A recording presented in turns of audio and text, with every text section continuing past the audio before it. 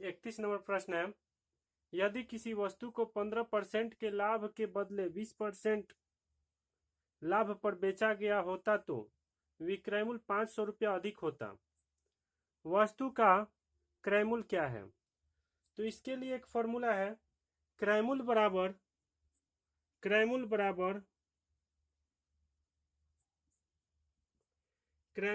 होगा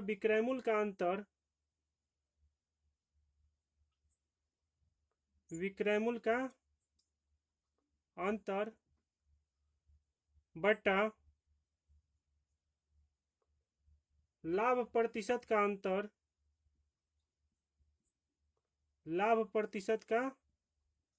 अंतर गुना 100। इसके लिए फॉर्मूला है कि क्रय मूल्य बराबर विक्रय मूल्य का अंतर बटा लाभ परसेंट का अंतर गुना 100। इसी फॉर्मूला पे रख देंगे, क्रय मूल्य मालूम हो जाएगा। तो चलिए इसको बनाते हैं। क्रय मूल्य बराबर क्या होगा? क्रय मूल्य बराबर होगा विक्रय मूल्य का अंतर कितना होगा? विक्रय मूल्य का अंतर है 500 रुपया, तो 500 रुपया ऊपर लिख देंगे और लाभ परसेंट का अंतर यानी 20% लाभ और 15% लाभ दिया, तो 20 में से 15 को घटा लेंगे 5% और गुना में 100। आया समझ में?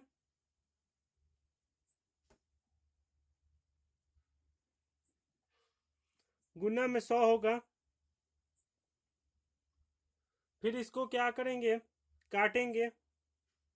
5 का टेबल से 100 को काट देंगे 20 बार में, तो इसको गुना करेंगे, जितना होगा उतना आंसर हो जाएगा। 500 में 20 से गुना करेंगे, 5 दूना 10, फिर 2 जीरो 1 जीरो 3 जीरो 1 2 3, 10,000 हो गया। कितना हुआ आंसर? क्रय मूल्य कितना हुआ? 10,000 रुपया। फिर से देखिए, कर यदि किसी वस्तु को 15% के लाभ के बदले 20% लाभ पर बेचा गया होता तो विक्रय मूल्य 500 रुपया अधिक होता। वस्तु का क्रय मूल्य क्या है? तो क्रय मूल्य बराबर फॉर्मूला होता है एक विक्रय मूल्य का अंतर बटा लाभ परसेंट का अंतर गुना 100। तो विक्रय मूल्य का अंतर कितना है? 500 रुपया अधिक, तो 500 हो जाएगा।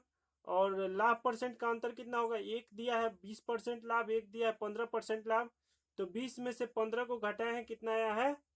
5 आया है यहाँ पर। फिर 5 यहाँ पे फॉर्मूला में गुना में 100 दिया, तो गुना 100।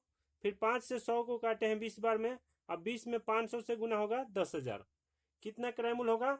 10,000। तो चलिए अब अगला क्वेश्चन देखते हैं। 32 नंबर प्रश्न है, एक वस्तु को 12.5% लाभ पर बेचा जाता है। यदि उस वस्तु को 5% हानि पर बेचा जाता है तो विक्रय मूल्य 9.80 रुपया कम हो जाता है। वस्तु का क्रय मूल्य क्या है? इसके लिए एक फॉर्मूला होता है, क्रय मूल्य बराबर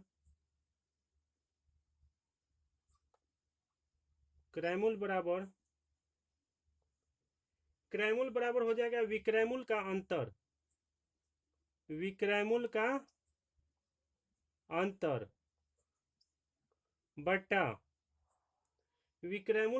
बटा लाभ परसेंट प्लस हानि परसेंट और गुना में 100। समझ में आया? इस प्रश्न के लिए यह फॉर्मूला होगा, क्रय मूल्य बराबर विक्रय मूल्य का अंतर बटा लाभ परसेंट प्लस हानि परसेंट गुना 100। अब देखिए, कुछ नहीं करना, इस फॉर्मूला पे मान रख देना है, आंसर आ जाएगा। क्या हो जाएगा? विक्रय मूल्य कितना है? विक्रय मूल्य का अंतर है 9.80 रुपया। विक्रय मूल्य का अंतर कितना है? करे तो विक्रय मूल्य 9.80 रुपया कम हो जाता है, यानी इसका अंतर है, विक्रय मूल्य का अंतर कितना है? 9.80 रुपया। लाभ परसेंट कितना है? लाभ परसेंट है 12.5%। लाभ परसेंट 12.5 प्लस हानि परसेंट कितना है? 5%। तो 5 हो गया हानि परसेंट और गुना में 100। फिर बराबर में क्या हो जाएगा 9.80 बट्टा 12.5 प्लस 5, तो 12×5 कितना हो जाएगा 17, 17.5 गुना में 100। अब 9.80 में 100 से गुना होगा कितना हो जाएगा 980 हो जाएगा। चलिए इसको डेसिमल उड़ाते हैं। तो डेसिमल ऊपर का 2 अंक है, डेसिमल के बाद कितना अंक है 2 अंक है, और नीचे डेसिमल का 1 अंक है। डेसिमल के बाद कितना अंक है 1 अंक है, तो 2 अंक में से 1 अंक घटेगा, 1 अंक बचेगा, तो नीचे कितना 1 0 आएगा। आया समझ में। फिर क्या हो जाएगा, यह 1 0 से 1 0 कट गया। अब कितना हो गया, यह 5 का टेबल से काट देंगे, 5 3 15, फिर 2 5 3 15, अब फिर 2 तो 25 5 बार में, फिर 5 से इसको 2 बार में।